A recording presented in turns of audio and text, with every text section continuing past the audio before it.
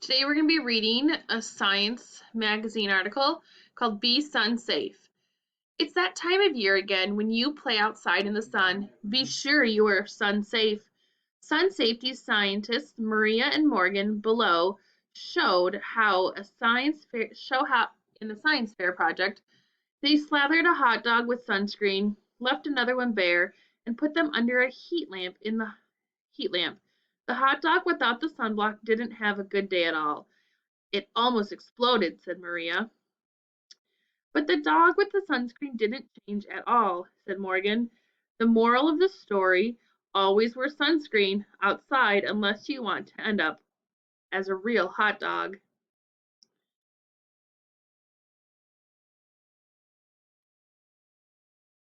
So let's look at this. It says cloudy days, sunscreen, hat, sunglasses.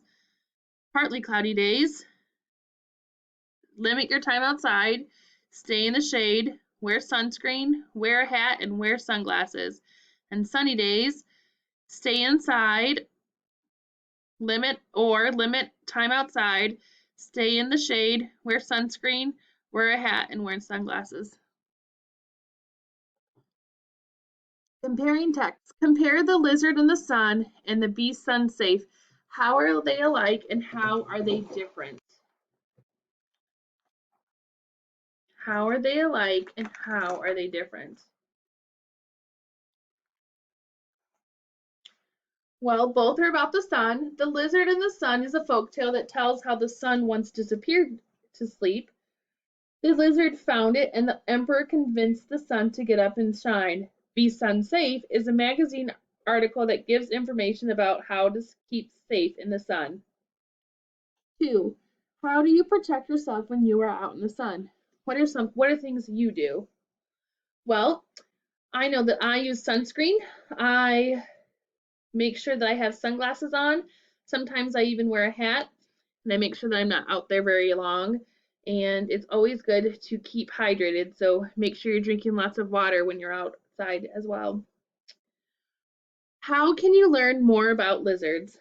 Well, you could read nonfiction texts about lizards, such as nonfiction books or magazine articles, even an encyclopedia article. I know that you guys we don't use those anymore. We use the internet. We go to Mr. Google. Or you can even ask an expert about lizards for information. Watch or listen to a program about lizards. Those are different ways that you can find about lizards.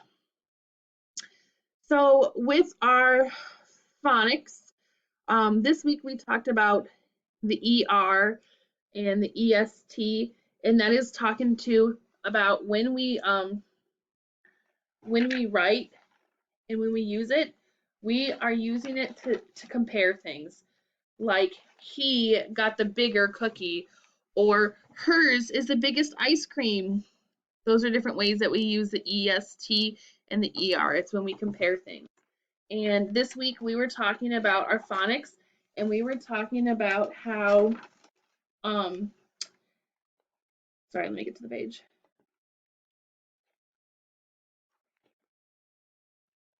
We were talking about our words have an EA, an EIGH, an EIGHT, and an EY. And those words all sound the same. So like when you read the word steak and they and ate and pray, it's that long, it's a short E sound that we're working with. These are phonograms, and they help us. They're are at the endings of some words, and let's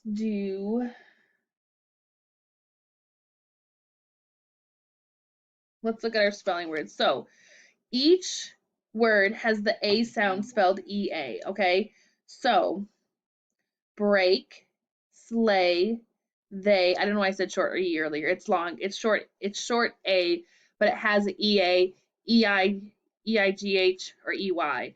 So like in the word break, we have the A sound spelled EA, and we are using the short vowel for this. And now this is just memorization of how the words look.